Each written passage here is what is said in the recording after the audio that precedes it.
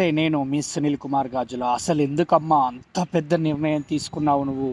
ఆ చేతులతో పెంచి పెద్ద చేసిన వాళ్ళని అదే చేతులు పట్టుకొని ఇంకొకరి చేతిలో పెట్టి దీర్ఘాయుష్మాన్ భవ అని దీవించాల్సిన నువ్వే ఆ చేతులను పట్టుకెళ్ళి రైలు పట్టాల మధ్యలో నిల్చొని చనిపోవాలి అనే ఆలోచన ఎందుకు వచ్చింది నీకు?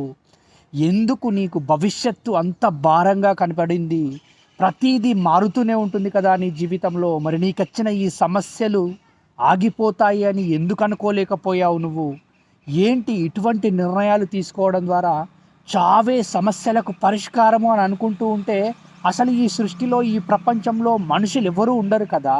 అసలు సమస్యలు వస్తేనే కదా, మనుషులకే కదా సమస్యలు వస్తూ ఉంటాయి.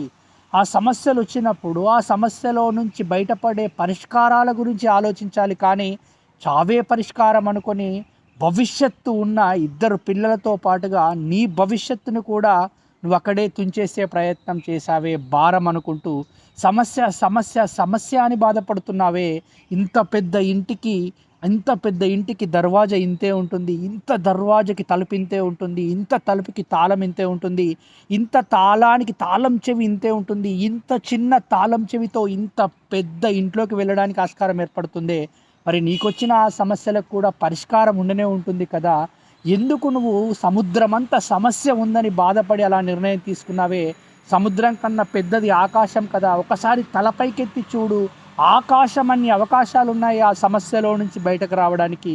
ఎవరూ కూడా ఇటువంటి సమస్యలు ఉన్నాయని, ఆ సమస్యలకు పరిష్కారం చావని ఆలోచనలతో ఇటువంటి నిర్ణయాలు తీసుకునే ప్రయత్నం చేయకండి. 84 లక్షల జీవరాశులలో మనిషి జన్మ చాలా గొప్పది అని అంటూ ఉంటారు. అయినా నాకు అర్థం కాని విషయం ఏంటి, నువ్వు ఆ చేతులు పట్టుకొని కాళ్ళతో నడుచుకుంటూ వెళ్తున్నావే రైలు పట్టాల దగ్గరికి. ఒక్కసారి నిన్ను నువ్వు గుర్తించే ప్రయత్నం చేశావా? చాలామంది ఈరోజు కాళ్ళు లేని వాళ్ళు ఉన్నారు, చేతులు లేని వాళ్ళు ఉన్నారు. కాళ్ళు చేతులు సక్రమంగా ఉండి కూడా సమస్యలకు భయపడడం ఏంటి? మనము ఎదురించి నిలబడితే ప్రతి సమస్యకు పరిష్కారాన్ని కనుకొని గొప్పగా ఎదిగే శక్తి సామర్థ్యాలు నీ దగ్గర ఉన్నాయి. కాబట్టి ఎప్పుడు కూడా సమస్యలకు భయపడుతూ అక్కడే ఆగిపోయే ప్రయత్నం చేయకు. మరీ ముఖ్యంగా జీవితాన్ని ఆపేయాలి అనే ఆలోచన కూడా నీ దరిదాపుల్లోకి రానిచ్చే ప్రయత్నం చేయకు.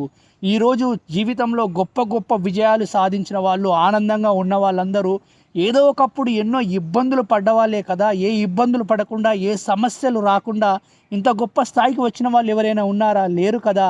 కాబట్టి కొంచెం జాగ్రత్తగా ఆలోచించే ప్రయత్నం చేయండి. ఈ సృష్టి మారుతూ ఉంటుంది, సీజన్స్ మారుతూ ఉంటాయి, కాలాలు మారుతూ ఉంటాయి, ప్రతీదీ మారుతూనే ఉంటుంది. అలాగే నువ్వు కష్టపడి పనిచేస్తూ ముందుకెళ్తున్నంత కాలం నీ జీవితంలో కూడా గొప్ప విజయం వస్తూ నువ్వు కూడా ఆనందానికి, అద్భుతమైన విజయానికి చేరువ కావడానికి ఆస్కారం ఏర్పడుతుంది కదా. కాబట్టి ఎట్టి పరిస్థితుల్లో కూడా నిరాశ నిస్పృహలకు లోను కాకుండా ధైర్యంగా ఉండే ప్రయత్నం చేయండి. అద్భుతంగా ఎదగడానికి ఆస్కారం ఏర్పడుతూ ఉంటుంది. తొందరపాటు నిర్ణయాలు తీసుకోకండి. అది పరీక్షలైనా సరే, అది జీవితమైనా సరే, అది పనైనా సరే, ప్రతి దాంట్లో విజయం సాధించాలని రూల్ ఏం లేదు కదా. ఆగిపోతూ ఉంటాము. ఆగిపోయినంత మాత్రాన మరొకసారి ప్రయత్నం చేస్తే సాగిపోవడానికి ఆస్కారం ఏర్పడుతూ ఉంటుంది కదా. నదిని ఉదాహరణగా తీసుకునే ప్రయత్నం చెయ్యి. నది వెళుతూ ఉన్న క్రమంలో కొంతమంది రాళ్ళేస్తూ ఉంటారు, కొంతమంది చెత్తేస్తూ ఉంటారు, కొంతమంది ముళ్ళేస్తూ ఉంటారు. రాళ్ళేశారు, చెత్తేసింది, ముళ్ళేశారని ఆగిపోరు కదా. కొంతమంది పూలు కూడా వేస్తూ ఉంటారే. అలా సాగిపోతూ ఉంటున్న క్రమంలో ఇవన్నీ జరుగుతూ రావాలి. కానీ జీవితాన్ని ఆపేయాలి, చనిపోవాలి, సూసైడ్ చేసుకోవాలి అనే నిర్ణయం మాత్రం తీసుకునే ప్రయత్నం చేయకండి.